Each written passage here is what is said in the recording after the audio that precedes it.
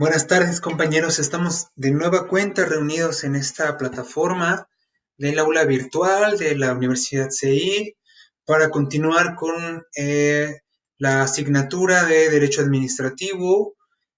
Hoy les he subido ya parte de la primera clase, posteriormente estamos abriendo ahorita la segunda para que comencemos con la parte doctrinal, la parte de la planeación administrativa y, y pues es grato estar de nueva cuenta en esta plataforma para que sigamos con la educación, sigamos con la implementación de este bonito curso, de esta bonita asignatura que es el derecho administrativo, una de las ramas, como se los comenté al principio de la clase anterior, en donde les comentaba que el derecho administrativo es una de las ramas tan vastas, tan grandes, tan padres, tan preciosas del derecho, eh, que no tiene mucho que quebrarse de cabeza como en las otras áreas, pero pues eso lo determinan ustedes, al fin y al cabo lo determina la cuestión profesional a la cual ustedes se aboquen. A veces uno cree tener una terminal ya fijada. Algunos piensan que ya tienen la vida resuelta en el simple hecho de dirigirse a un lugar y pues nos damos cuenta que en el curso, en el transcurso de la vida profesional, pues nos damos cuenta que estudiamos o terminamos estudiando otra cosa de lo cual pues pensábamos que nos íbamos a ir directamente. A mí me pasa que una vez que salgo de la universidad, pues mi terminal que había escogido era el derecho penal y pues me enfocaba una cierta parte hacia el derecho penal. Eh, bueno, estuve laborando en el Ministerio Público, estuve desenvolviéndome en la Fiscalía y hasta que opté por la vía privada, por la vía privada. Entonces seguía buscándome por la área del derecho penal y posteriormente me doy la sorpresa que ahora yo, obviamente, al abrirme las puertas en el ámbito profesional, al ser, al tener esta dicha terminal, pues lo que me sorprende es que todas las asesorías, todas las cuestiones para llevar un trabajo, efectivamente, fueron en otras cuestiones que no era el derecho penal. Estamos hablando que más te va a recaer a ti como de un derecho civil. El derecho civil son de los asuntos que más te van a recaer. Posteriormente, derechos de propiedad, sucesiones, contratos, etcétera. Ese tipo de juicios los vas a ver en el ámbito civil y eso es lo que más te vas a aflorar, más te vas a presentar. Entonces, a lo que les decía es que uno nunca sugiere tener una terminal, siempre dicen que es bueno abocarse a una terminal. Si tienes ya un camino por recorrer, un recorrido seguro acerca de dicha terminal, pues adelante, hazlo, síguete actualizando, apuesta todo en esa terminal y adelante, ¿no? Es válido también, pero realmente a veces es mejor tener un poco de especialidad pues de aquella rama en la cual pues te va a dejar más, ¿no? Te va a dejar un poco más, en este caso la cuestión civil es de las que más afuera se pelean, de las que más afuera se solicitan. Yo creo que después seguiría el penal y después sería un tanto el familiar, posteriormente sería el mercantil,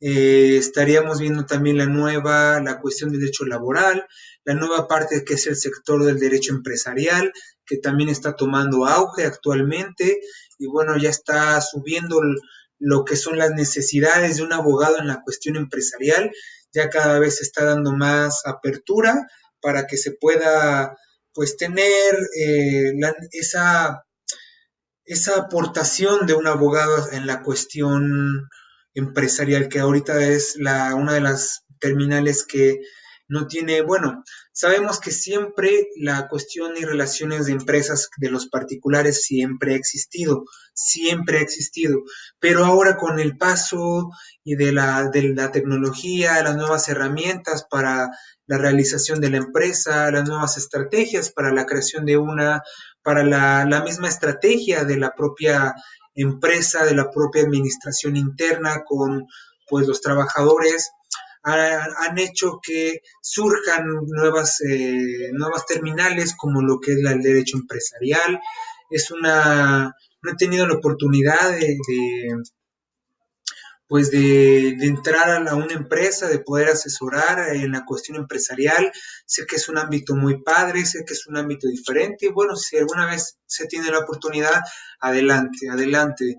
Aunque nosotros debemos de tenerle el perfil de investigador, tenemos de tener el perfil actualizado siempre. Nosotros no debemos de dejar que nos intimiden nuevas propuestas, nuevo trabajo y de esta manera pues a aportar todo, ¿no? O sea, como vulgarmente dicen, echar toda la carne al asador para que pues podamos seguir evolucionando en nuestra carrera jurídica o profesional. Entonces, ya sin más preámbulo, ya con esto dado, enfócate una terminal que te guste, pero no le aportes, o sea, no le... si tú ya tienes un lugar de trabajo en donde ya tienes ese perfil y esa terminal, no hay ningún problema. Pero si realmente eh, deseas ampliar estos conocimientos a lo largo de todas las ramas del derecho, se puede hacer. Especialízate en la rama. He escuchado a varios abogados que dicen que si tú te especializas en el derecho civil, puedes dominar las demás áreas. Efectivamente, la cuestión del derecho civil es la que primacía todas las relaciones entre particulares, entre individuos, y si tú das una apertura, especialización en esta área, pues ten por seguro que las demás las conocerás perfectamente y las podrás pues manejar más libremente. Entonces, ese es un pequeño consejo que les da su servidor. Eh, Repitiendo con mi ejemplo, yo me iba justamente a las cuestiones penal, ahora surge la necesidad de la propia sociedad de que me solicita servicios de carácter civil, entonces, bueno, tenemos que estar a la orden. Cualquier abogado debe estar preparado para todo y debe estar actualizado para las necesidades que tengan las personas. Eso te va a hablar de un agente profesional, te va a hablar de una persona capaz de poder realizar estos trabajos. Sin más por el momento, vamos a pasar a la clase en la cual nos quedamos.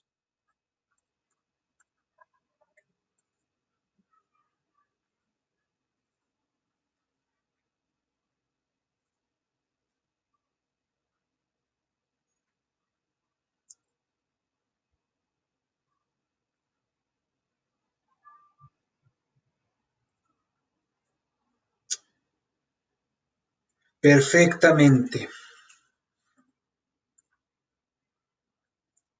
Recuerden, en el video anterior habíamos visto lo que era parte del derecho administrativo, parte de lo que es lo que comprendía, qué es lo que significaba, qué es lo que le mantenía ahí en auge, vimos qué elementos lo podían conformar, podemos ver rápidamente la competencia, la causa, la voluntad, la motivación, el objeto, por ahí hacíamos ahí una comparación entre el sistema penal, de la motivación, qué es lo que mueve la cuestión del derecho administrativo y hablamos en cuestión penal acerca de la oficiosidad, en la cuestión de que también debe de tener este tipo de carácter para que se pueda dar ese impulso procesal por sí mismo.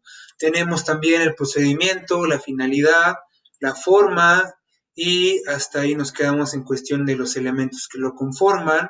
Posteriormente observamos la ciencia del derecho administrativo, sus conceptos, tales y funciones, podemos observar, vimos la diferencia entre lo que es derecho administrativo como rama y la ciencia del derecho administrativo como aquella capaz de otorgarnos esos conocimientos científicos comprobables, viables, verificables para determinar la implementación del derecho administrativo en cuestión De aplicación me refiero a las normativas de índole administrativo o sus actividades con los administrados.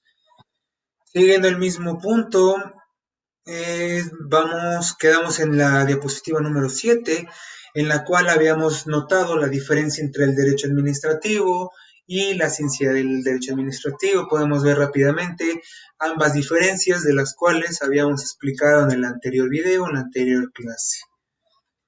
Sin más preámbulo, vamos con la lectura hacia la diapositiva número 8. Voy a ponerme por acá. Perfecto. Bien, comenzamos con el derecho público. ¿Qué rayos a nosotros nos atañe como derecho público? Pues en palabras del ilustre Rafael de Pinavara, en su diccionario de derecho, se trata del derecho público de un conjunto de normas reguladoras del orden jurídico relativo al Estado en sí y en sus relaciones con los particulares y con el Estado. Ahí por ahí me puse ahí un errorcito, con el Estado, el que regla los actos de las personas cuando se desenvuelven dentro del interés general que tiene por fin el Estado, en virtud de delegación directa o inmediata del poder público.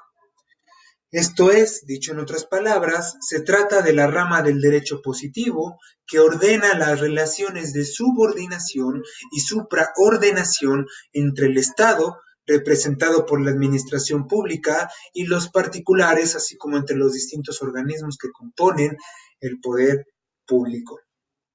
Entendamos como derecho positivo todo aquel derecho en el cual se ve involucrado en donde se ve aplicado directamente en las normas, ¿no? Este derecho se va a encontrar mermado, se va a encontrar establecido en las normas, en las legislaciones que regulen los derechos en el país. A esto hablamos como derecho positivo. Entonces, en otras palabras, esta rama del derecho, el derecho público, se encarga de que las normas, la cuestión de las normas, la cuestión de las legislaciones aplicables son aquellas que van a dar la relación en las que se subordina el administrado o la sociedad hacia el Estado como figura de autoridad. Esto es lo que nos habla sobre derecho público.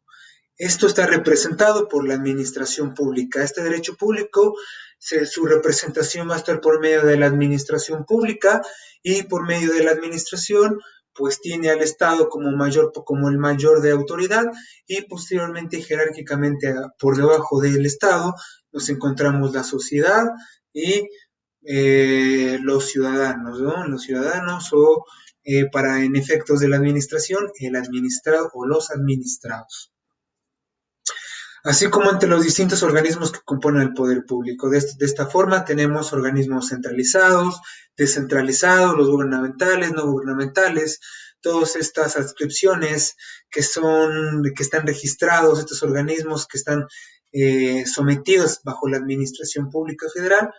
Bueno, eso es lo que es el derecho público. Es el que va a mediar la relación entre el Estado, entre la autoridad con los particulares.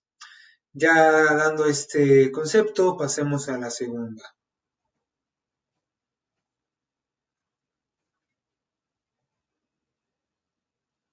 Bien, ya tenemos claro qué es el derecho público. Ahora vemos qué ramas del derecho son parte del derecho público.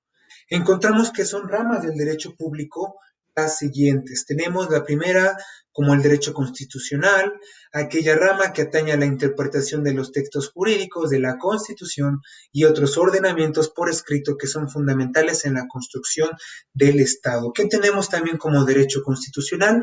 Sabemos que la supremacía de Kelsen o la pirámide de Kelsen, muy famosa, estamos hablando de la supremacía constitucional o la supremacía de la ley, en donde nos refiere que en la figura de la pirámide, las cuestiones legislativas o normativas en cuestión o en elevación de constitución iban a ser las que iban a primar en la relación Estado gobernando, el Estado con los gobernados.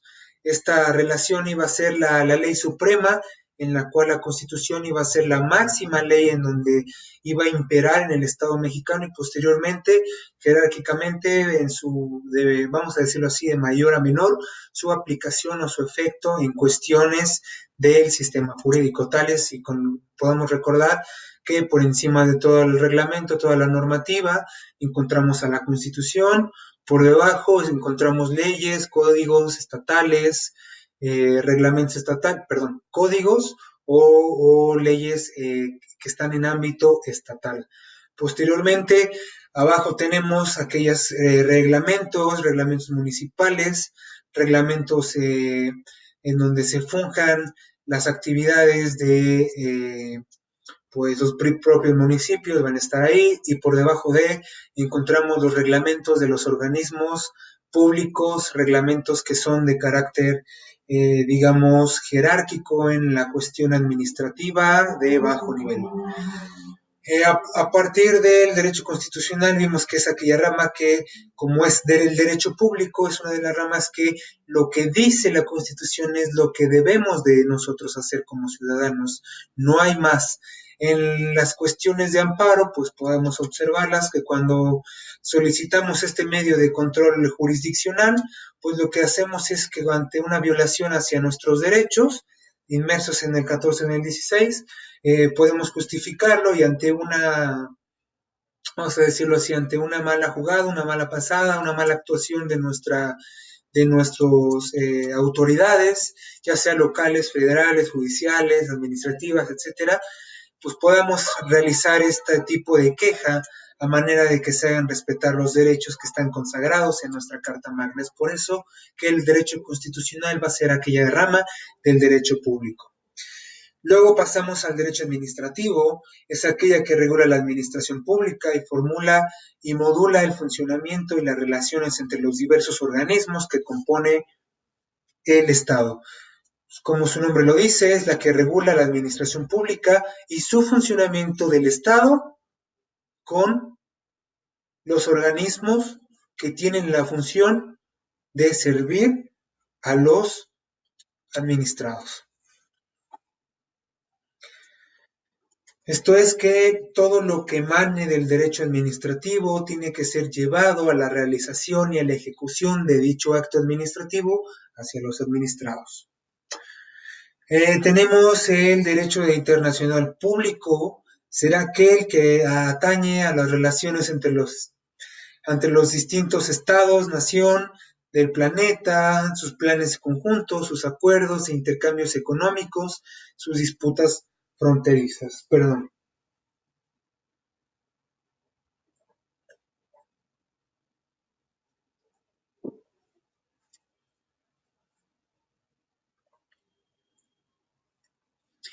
Espero, lamento mucho la interrupción, ando un poquito con la garganta seca, pues el agua me sirve para poco lubricar y bueno, seguimos, continuamos.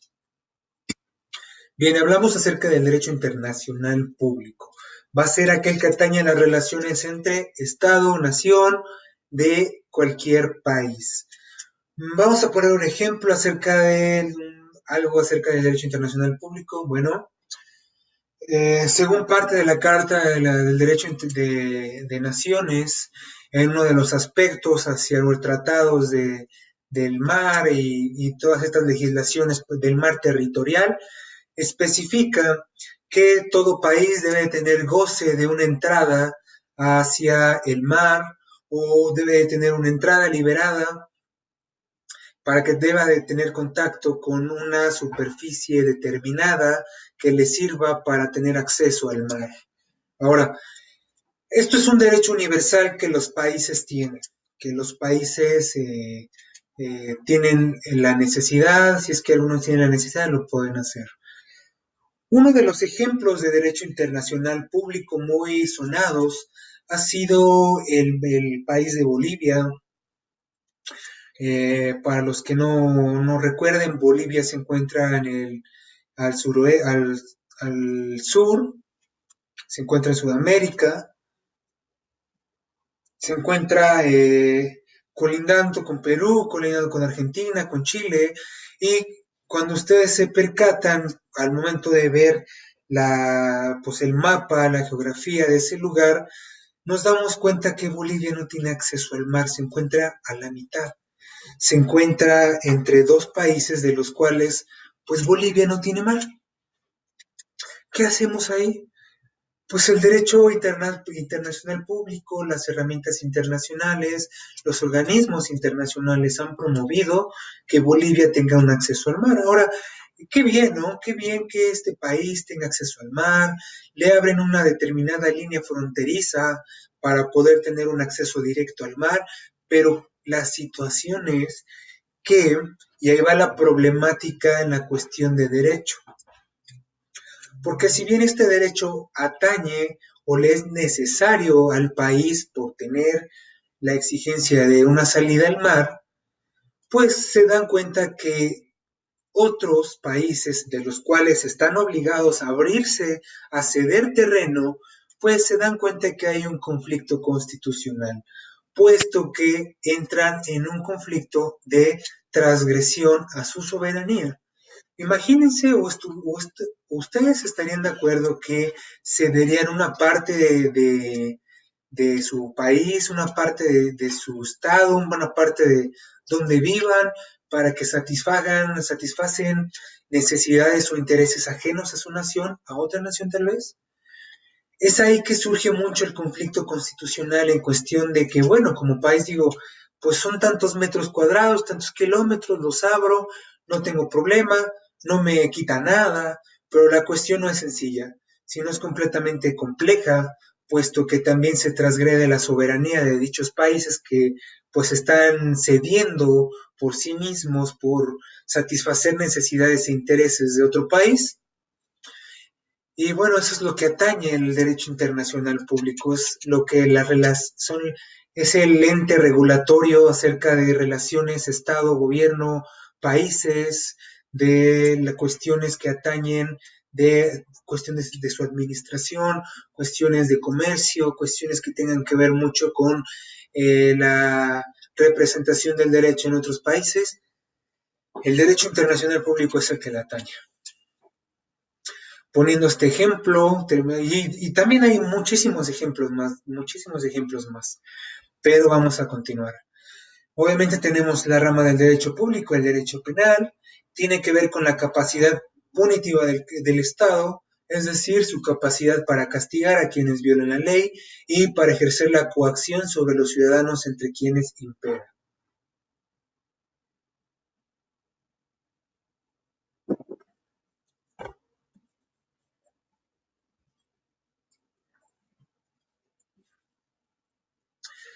Bien,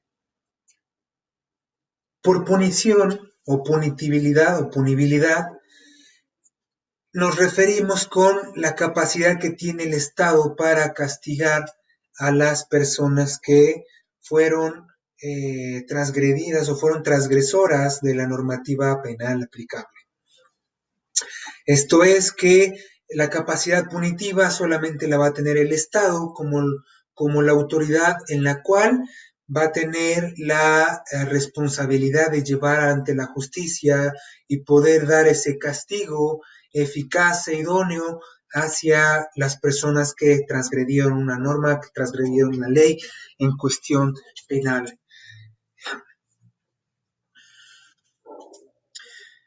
¿Qué es la coacción sobre los ciudadanos entre quienes impera? La coacción entendemos con la separación, con la intimidación, la prevención en cuestiones de toma de control social que le atañe a los ciudadanos. Un ejemplo tenemos rápidamente que el Estado juega como parte de control social en la ciudad, en el propio Estado. La autoridad del Estado, como autoridad garante de todos los derechos de los ciudadanos, es la encargada de llevar a cabo la salvaguarda de todos los derechos de los ciudadanos. Es por eso que este parte del Estado, al tener esta punibilidad, también tiene la opción de la coacción. La coacción, hablamos de control social, hablamos de intimibilidad acerca de los demás. Un ejemplo de coacción, un ejemplo de control social que impera sobre los ciudadanos es la publicación de la prosecución o publicación de las sentencias de un caso en concreto. Uno de los principios rectores del sistema jurídico penal adversarial del juicio oral es acerca de la comunicación, la o completa oralidad en todas sus áreas, en todos sus procesos o etapas de dicho proceso. Dicho esto, lo que le facilita al Estado es que él, al publicar una sentencia, pues es un método de control social, un método coaxible para que pues le dé como ejemplo a la sociedad que si tú realizas la transgresión de dicha ley, de dicha norma bajo cierta conducta, pues te espera el castigo, te espera una sentencia en común, te espera un futuro de lo que ya se ha deliberado en un caso particular. Entonces, el Estado es el que se encarga de realizar la coaxibilidad, la punición para el castigo y el control de los gobernados, en este caso, de los ciudadanos. ¿Sí? Derecho penal, eso es lo que nos sirve. Por eso que recordemos que el derecho público es aquel en donde va a primar el Estado sobre los ciudadanos.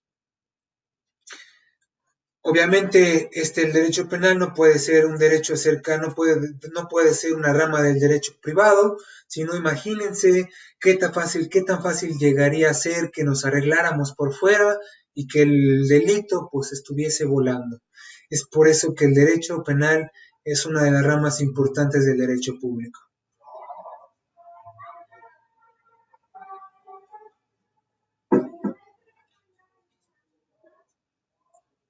Derecho procesal.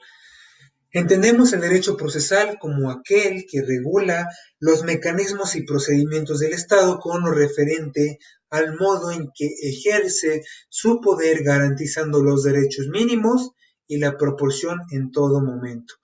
Sin más por el detalle, es aquella que va a regular esos mecanismos y procedimientos que importan al Estado en cómo ejerce su poder.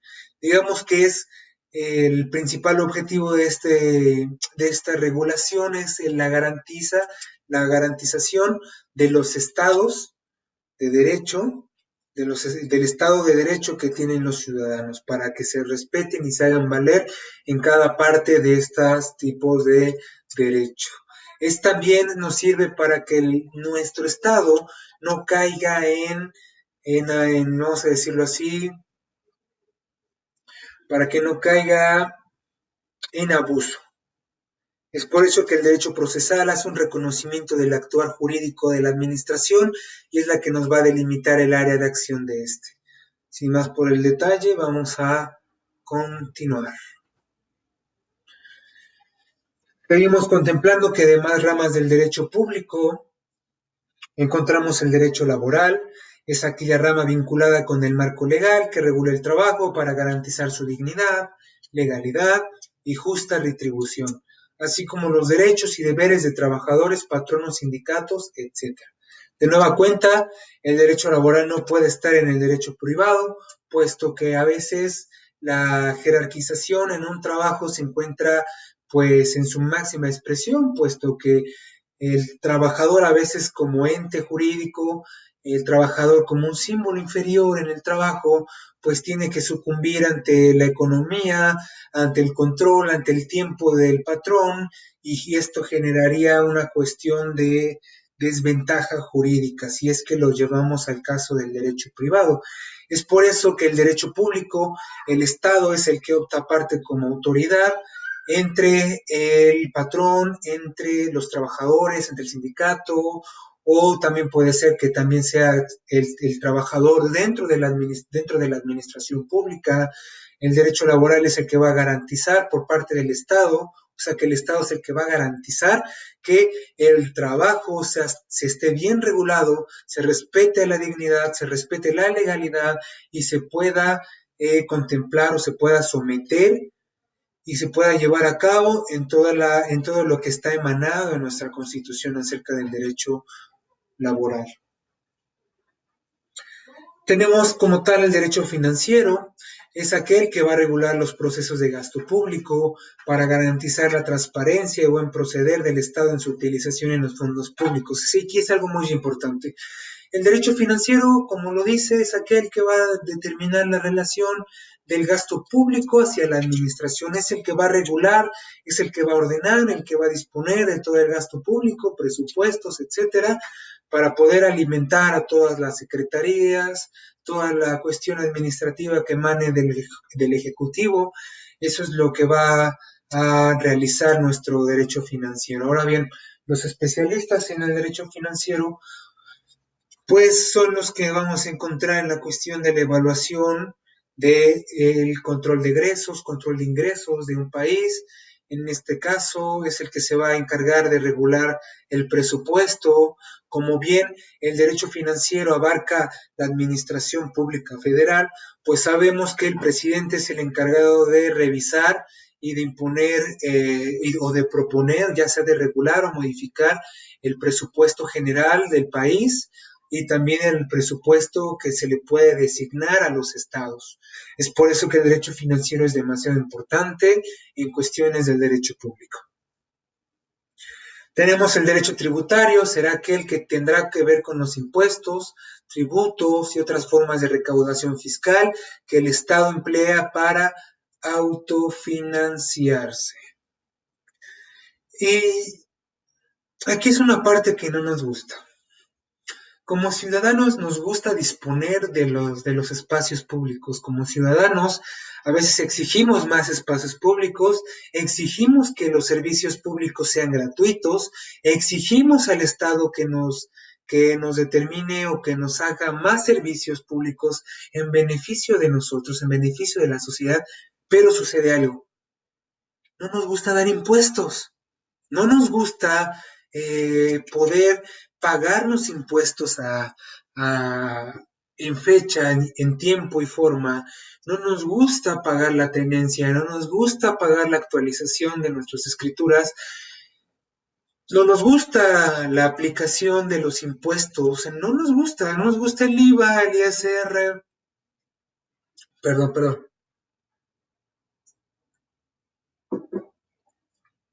me quedo un poco seco.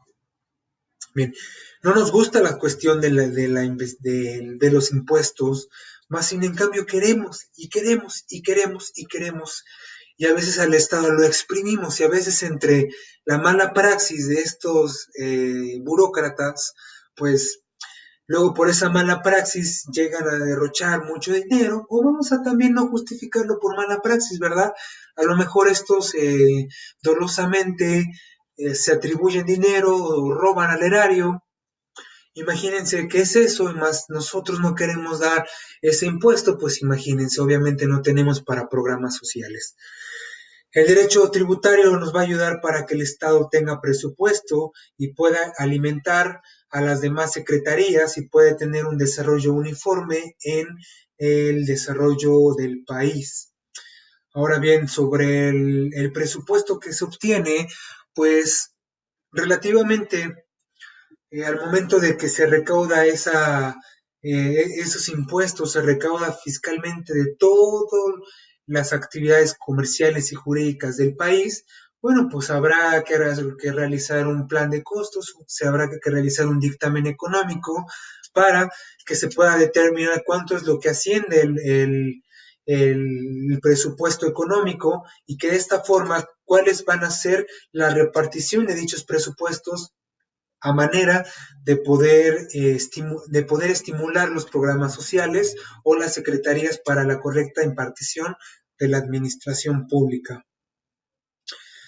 Esto es lo que realmente vemos ahorita en este sexenio, pues se han estado dando muchos estímulos para que nos suban cierta parte de la canasta básica, desde que se tomó posesión no se ha elevado el costo de la gasolina, tienen que haber ciertas estrategias para estimular ciertas partes de presupuesto, ciertas partes, ciertos sectores industriales, ciertos sectores del país, para que se pueda dar un correcto nivel y de esta manera, pues, se llegue a una buena administración en la cuestión federal, la cuestión a nivel país. Vamos con el derecho electoral. Es aquel que se encarga de norma, perdón, antes de que se me pase, obviamente el, el tributo, el impuesto va directamente al Estado. Podemos ver que el Estado es el ente que regula todo estas ramas, porque sin el derecho como una autoridad, pues básicamente no habría totalmente la legalidad ni la certeza jurídica. El derecho electoral, ahora sí, es aquella que se encarga de normar los procedimientos de sucesión del poder y reemplazo de gobernantes, en todo nivel, en cualquiera de los poderes públicos.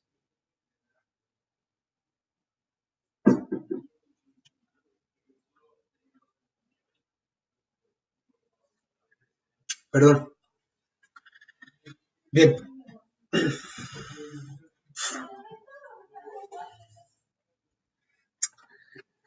esta parte del derecho electoral también nos sirve mucho porque va a ser aquella que regule por medio de sus secretarías, una de las secretarías famosas es el Instituto Nacional Electoral, que regule la consejería o los consejeros electorales, para que de esta forma se organicen las elecciones naturales o las elecciones extraordinarias, como lo tuvimos aquí en Puebla, no hace un par de meses tuvimos pues la noticia de que volveríamos a realizar elecciones extraordinarias, puesto que la gobernadora, o en este caso quien se detentaba como ganadora en la anterior competencia electoral, pues tuviese un problema, tuviese un accidente aéreo y por el cual llegando a su suceso, pues se abrió elecciones extraordinarias a manera de elegir nuevo gobernante, puesto que ya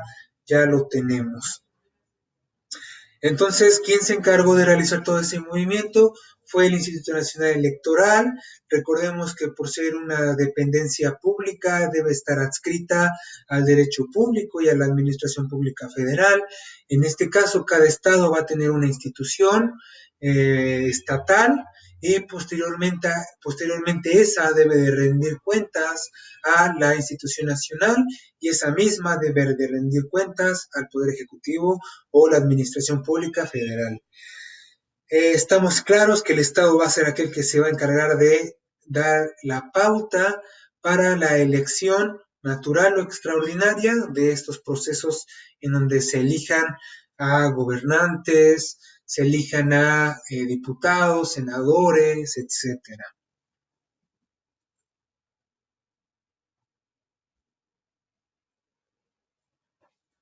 Estas son las ramas del derecho público. Posteriormente, vamos ya con la ambivalencia, la otra parte, la otra cara, el derecho privado. Si bien el derecho público va a ser aquel en donde el Estado va a tener la autoridad sobre el gobernado o sobre el administrado, el derecho público es una rama del derecho positivo, como ya habíamos dicho, es aquel que contempla de manera explícita en las leyes y cuerpos jurídicos escritos que se dedica a la regulación de las distintas actividades y relaciones entre los ciudadanos particulares, partiendo de una situación de igualdad jurídica entre ellos.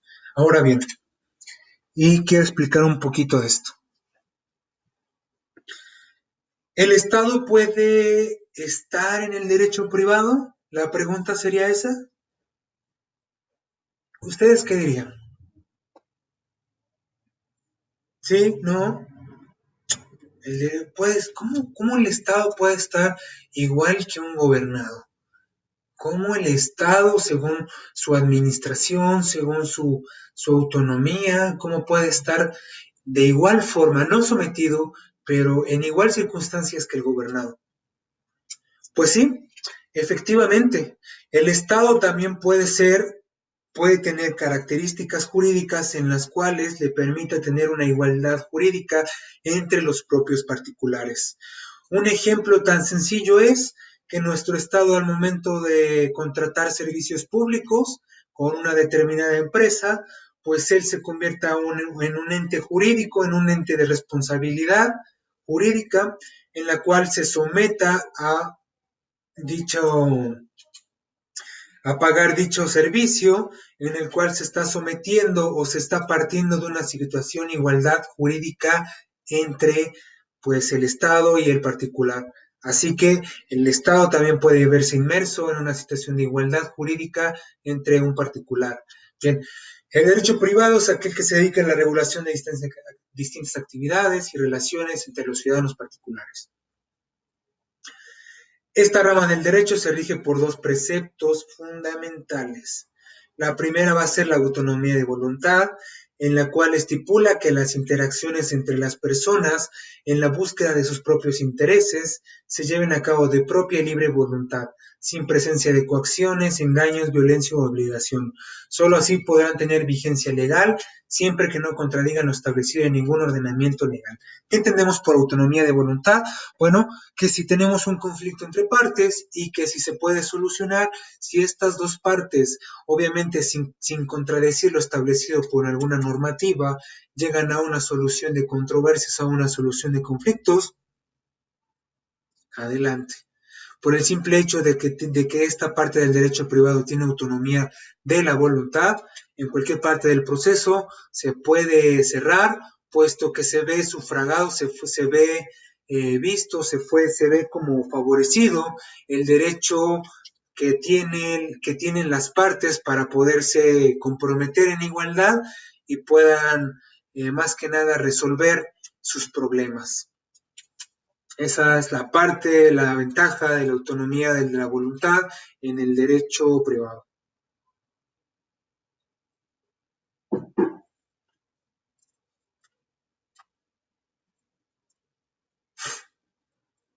Segundo punto, igualdad ante la ley. En los aspectos privados, los sujetos de derecho se someten al mismo marco jurídico y se encuentran en un punto de igualdad ante la ley. Es decir, ninguno escapa a los designios de esta ni puede exigir del otro nada sin un acuerdo de voluntades. Volvemos a decir, los particulares se deben de someter en igualdad de circunstancias.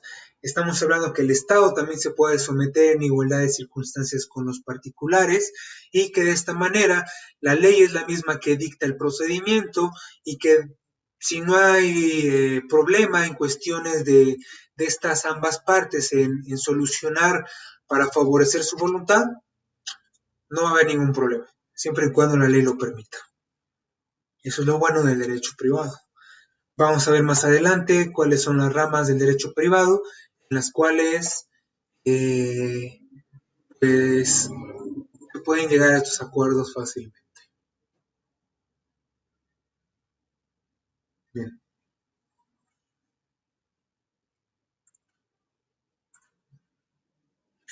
Tenemos el derecho privado, rama de derecho privado, comprende las siguientes ramas y categorías. Tenemos el primero, obviamente, el derecho civil, el ius civil, llamado también derecho común o derecho de gentes.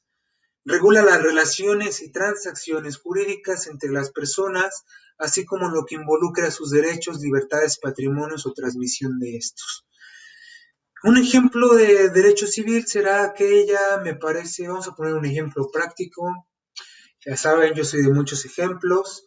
Un ejemplo que se me ocurre en la cuestión civil es el momento de la traslación de dominio de un derecho real a un derecho público, perdón, un derecho real sobre la transmisión de posesión y propiedad a una determinada persona. Estamos hablando de un proceso de escrituración. Bien.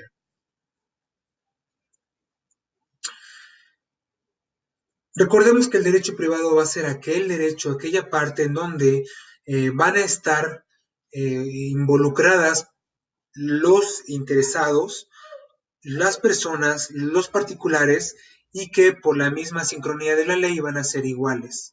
pueden estos llegar a un acuerdo de voluntades y poder finiquitar o finalizar, pues, así, si existió una cuestión ahí equívoca o una cuestión en la cual se pretende demandar, si se llega a una solución, un acuerdo de voluntad, se puede eliminar todo porque se satisfació la voluntad de las partes y se queda todo ahí. Un ejemplo que les ponía de la escrituración, bien, hay una forma de transmitir los derechos de propiedad, uno de los cuales se les llama cesión, perdón, donación, donación. El derecho civil lo comprende como la donación, que es aquellos derechos que por el simple hecho de que tú te ostentes como propietario de un cierto bien mueble o inmueble, tú puedas, según tu voluntad, donar a favor de cierta persona tu determinado bien. Fácil. Ahora bien, un tipo de donación de las cuales se son muy comunes en las partes es en el que si la persona, o sea, la donación es libre, es voluntaria y no causa lesión alguna o vicisitud en la transacción jurídica. Esto es que a la persona a quien revise esa donación la va a recibir sin ningún problema. No importa si esta persona llega a decir, ¿sabes qué? No quiero nada. La donación absoluta es universal. En ese sentido, no se puede rechazar y automáticamente va la donación. Es la que este derecho civil nos va a regular esas transacciones porque nos brinda esa libertad para poder nosotros hacer lo que con nuestro patrimonio tengamos gana. El Estado no se va a ver involucrado aquí, si es que tal vez el Estado tiene algún interés. ¿Un interés como cuál? Bien,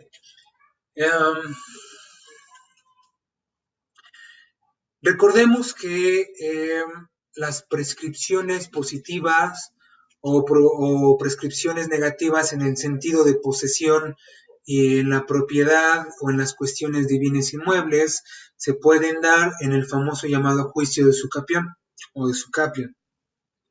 Este juicio es aquel que, detentando la posesión cierta persona, al determinar por buena fe 10 años, si es de mala fe 20 años aproximadamente, si tú acreditas la posesión de estos años, puedes proceder mediante este tipo de juicios para que puedas obtener sentencia favorable y esta sentencia se te pueda relacionar como una escritura para que se te pueda, eh, vamos a decirlo así, que para el Estado te brinde la identificación como dueño, como poseedor y propietario de dicho inmueble. Ahora bien, este juicio obviamente debe de permanecer sobre derechos que ya están prescritos. Esto es que no puedes tú actualizarlos sobre derechos que están todavía en, digamos, que están todavía puestos ahí.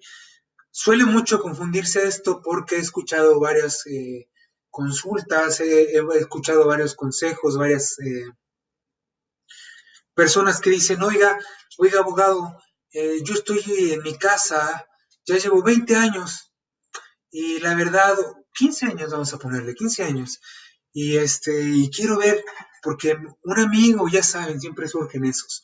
Un amigo me dijo, un amigo que le hizo así, que un primo, que alguien con un estudiante, etcétera.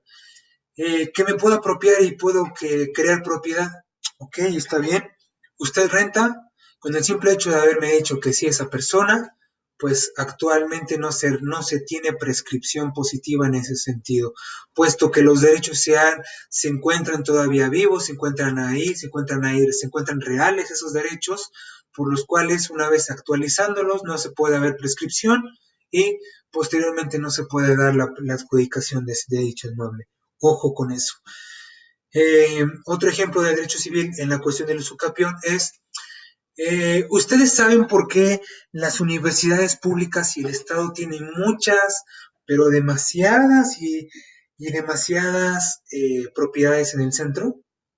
Bueno, porque en el centro dicha regulación normativa ha abundado en el hecho de que si hay inmuebles que no tienen propietarios ya desde hace 50 años, desde hace, no sé, tal vez me atrevería a decir más de 50, tal vez los 100 años, que no tengan alguien que detente o que actualice sus derechos. Bueno, ¿qué pasa si nadie se puede apropiar esos derechos? Pues la propia ley nos dice que para el simple hecho de que no se obtiene esas personas que obtengan o que puedan, vamos a decirlo así, ostentar esos derechos, pues dichos inmuebles van a recaer en la beneficencia pública, en la administración pública del Estado o en la universidad pública del Estado. En este caso, la Benemérita Universidad Autónoma de Puebla es la universidad pública del Estado, por la que una vez gestionando todos estos juicios, pues se les da la posesión y la propiedad a estos, puesto que la ley así lo dice, así lo recalca, que para el inmueble que deje de pasar cierto tiempo de años y no se tenga ya alguien que ostente o que reclame esos derechos, pasarán a ser derechos de la primera, de la administración pública o de la propia universidad pública. Es por eso que tenemos ya la universidad, la Benemérita Universidad Autónoma de Puebla, es por eso que en la parte baja del centro, en las cuestiones del Carmen, en las cuestiones un poquito más para el oriente, eh, por el Carolino y todas esas áreas, pues hay ya cada vez más edificios para el aprovechamiento social, para la beneficencia del sector estudiantil universitario de la universidad pública. En esto encontramos también el Estado como un ente que también se someterá a la igualdad de un particular para poder gozar de estos derechos. Entonces eso lo tenemos como derecho civil.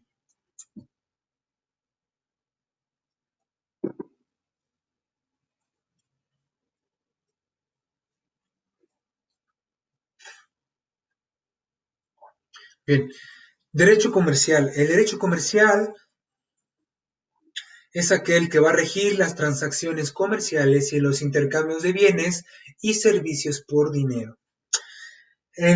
No, aquí no hay mucho que abundar, son relaciones entre particulares que tienen por objetivo el comercio y la obtención de la economía por dichos servicios o dichos servicios comerciales.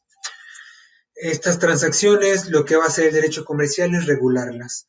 No hay comercios que no son lícitos, nuestra propia constitución lo dice, si más no recuerdo, en el artículo cuarto habla acerca de las profesiones, si no es que habla de la familia, no recuerdo bien.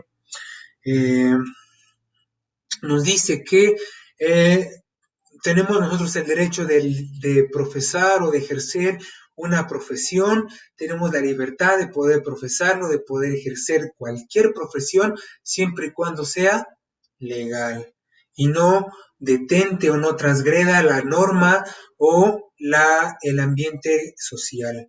Dicho esto, en las actividades comerciales hay ciertas cosas que deben de regularse para que no caigamos o no se caiga en prácticas injustas, en prácticas vamos a decirlo así, de enriquecimiento ilícito. Un ejemplo de este supuesto está en las eh, esas famosas operaciones de la flor de la abundancia.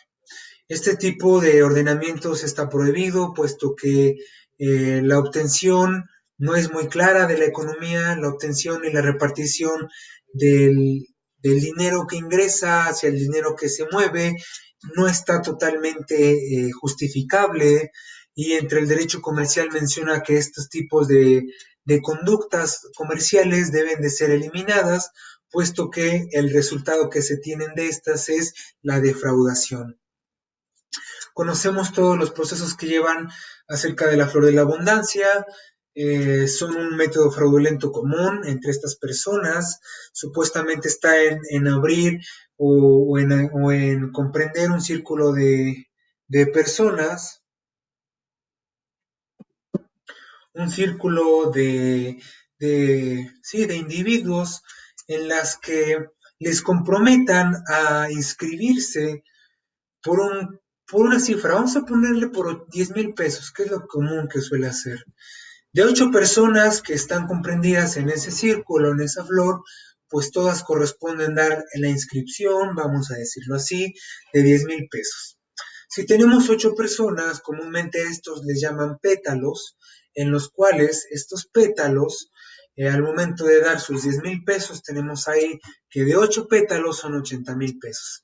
Estos 80,000 van hacia el siguiente nivel, hacia los siguientes pétalos siguientes, y posteriormente se repite de una manera cíclica a fin de los que primero están hasta arriba son los que obtienen todo este dinero y a los primeros de abajo pues les dan algo, les dan tal vez de los 10,000 que dieron, les dan el doble para seguir amarrándolos y de esta manera pues hacer que se comprometan con más dinero a manera de que cuando se tenga un presupuesto, un ingreso totalmente afianzable, totalmente más evolucionado, más incrementado, es momento cuando se van. Y de esta manera, pues, surge la defraudación por estas actividades comerciales. El derecho comercial va a ser aquella que regula las transacciones para que nos dé esa garantía de que nuestras relaciones comerciales están protegidas, siempre y cuando nosotros detentamos una actividad comercial legal que podamos estar realizando. Ya para terminar, vamos a ver. Bien. Ramas del derecho privado encontramos el derecho laboral, también lo encontramos por aquí, porque va a ser que controla y ordena las relaciones entre patrones y trabajadores. La cuestión del derecho laboral la habíamos visto también en la cuestión del derecho público.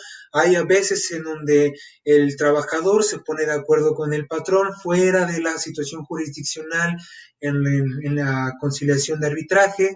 Sin pisar conciliación de arbitraje, estas personalidades pueden tener un acuerdo de voluntad expresa y pueden dar fin a alguna problemática que pueden tener. Entonces, también lo tenemos como derecho privado. El derecho agrario va a ser aquel que regula los asuntos de la vida en el campo y la producción agropecuaria. Va algo similar a la cuestión comercial. El derecho agrario va a regular las cuestiones de administración. Obviamente que todos estos derechos están previstas en la administración pública. Y el derecho agrario pues va a ser aquel que regule toda la cuestión de la administración de las tierras, su regulación y su, vamos a decirlo así, la estimulación para el desempeño agropecuario, el desempeño de las llamadas ciencias de la tierra, en el cual pues, se pueden ayudar para echar mano en los pueblos o en los lugares, en esos sectores que su principal trabajo es la siembra. Por último, permítame.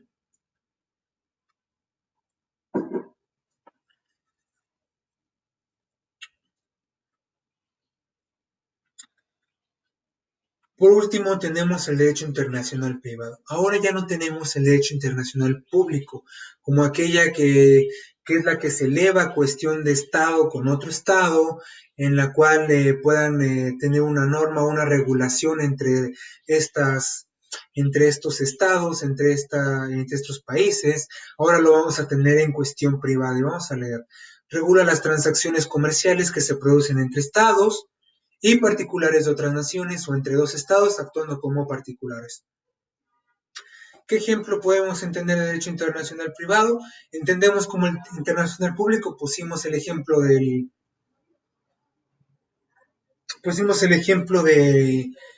la cuestión del derecho al mar, el derecho de que se le tiene que ver a un país para que pueda transitar libremente al mar, y posteriormente en el derecho internacional privado suele ser mucho la cuestión de derechos humanos.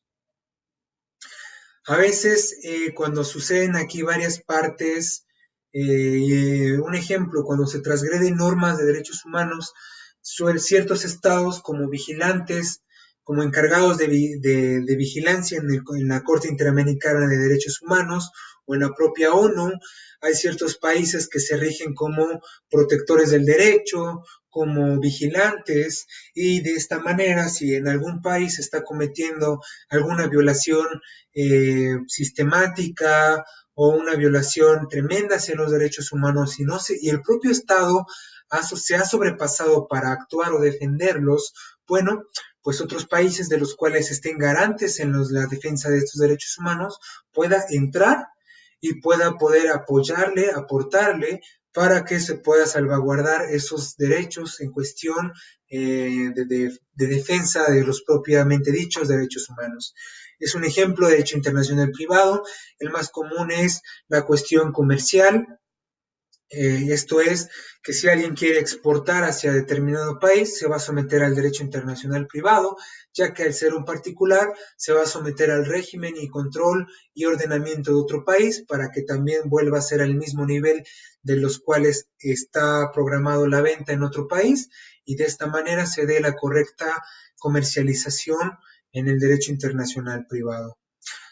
También habíamos puesto que el Estado se puede convertir en un ente individual, en un ente jurídico en el cual tenga también la capacidad de ser particular, y pues les hacía la mención hacia la defensa de los derechos humanos en la intervención de tal. De esta manera quedamos ya para terminar la clase, la diferencia entre el derecho público y derecho privado. Entendemos que las diferencias van a mediar entre en el derecho público existe una subordinación de los particulares hacia el Estado. Hay reglas y ordenamientos para la convivencia. Esto es que el derecho público va a obtener una regla y ordenamiento para la convivencia del gobernado hacia el Estado. También dicta normas de regulación entre diferentes procesos normativos, va a normar la regulación en su proceso. Otra diferencia es que son obligatorias al administrado, que el administrado no puede renunciar, aunque vaya en contra de su voluntad, obviamente sin transgredir la ley, tiene que ser de rango obligatorio hacia el gobernante, hacia el gobernado o hacia el administrado. También tenemos que es la presencia del Estado como máxima autoridad. Lo tenemos en el derecho público. La diferencia que tenemos entre estas por parte del derecho privado, encontramos el pacto social. Este pacto social vendrá en el acuerdo de voluntades. Este acuerdo, como lo habíamos comentado, va a ser aquel que, según las voluntades de las personas, de los particulares, se pueda dar ya la resolución a sus controversias. Tenemos el derecho de los particulares, obviamente vamos a ocupar los mecanismos de resolución alternativa para que se puedan extinguir estos cuestionamientos o estas controversias. Voluntad de los particulares, ya lo habíamos comentado, normas de coordinación. Aquí encontramos que en el derecho privado vamos a tener normas de coordinación para que podamos ver la parte de la coordinación entre el Estado y particular como uno solo. También tenemos acuerdos y negociaciones. Acuérdense que aquí, por tener la capacidad de la voluntad, si una de las partes se ve también satisfecho en cuestión de voluntades, no hay problema en que se pueda recaer en un acuerdo y negociación si llegara a la judicialización o hacia los juzgados, hacia desahogarse en juicios, se puede dar automáticamente la satisfacción o se puede satisfacer esa necesidad jurídica por medio de acuerdos y negociaciones. Y por último, la autonomía en sus partes procesales. Dicho esto, las autonomías de estos particulares pues se ven en gran manera beneficiados, ya que en cualquier parte, si es que así lo exige la ley o así lo, lo muestra la ley, pues podemos nosotros tener cierta autonomía para poder terminar o poder agotar la cuestión procesal sin, obviamente, perder mucho más. Sin más por el momento, esta es la clase 2 que vimos acerca de derecho administrativo. Posteriormente, más adelante vamos a ver ya lo que son cuestiones de relación de derecho administrativo con otras disciplinas jurídicas y no jurídicas. Posteriormente, la tarea, el proceso y producto que voy a requerir de ustedes es un breve resumen de las relaciones administrativas de las disciplinas jurídicas y no jurídicas. ¿Dónde vamos a encontrar esta tarea? La vamos a encontrar en este PDF, es un archivo que está realizado por el abogado Jorge Fernández Ruiz. El libro se llama Derecho Administrativo. Van a encontrar esta temática en la página 78 y les dejo el link para que puedan ir y realizar este resumen acerca de las disciplinas jurídicas y no jurídicas en las relaciones administrativas. ¿Cuándo me lo van a entregar? El día martes tenemos la fecha para que podamos entregar la tarea. Perfecto. Sin más por el momento, recalco, necesito que estén en constante comunicación conmigo. Una vez que lean la clase, traten de localizarme por medio de mi correo, por medio del correo institucional, para poder satisfacer y resolver las dudas que estén surgiéndoles en la marcha de las clases. De esta manera, les agradezco su atención. Nos veremos en la próxima. Gracias y que tengan un buen fin de semana.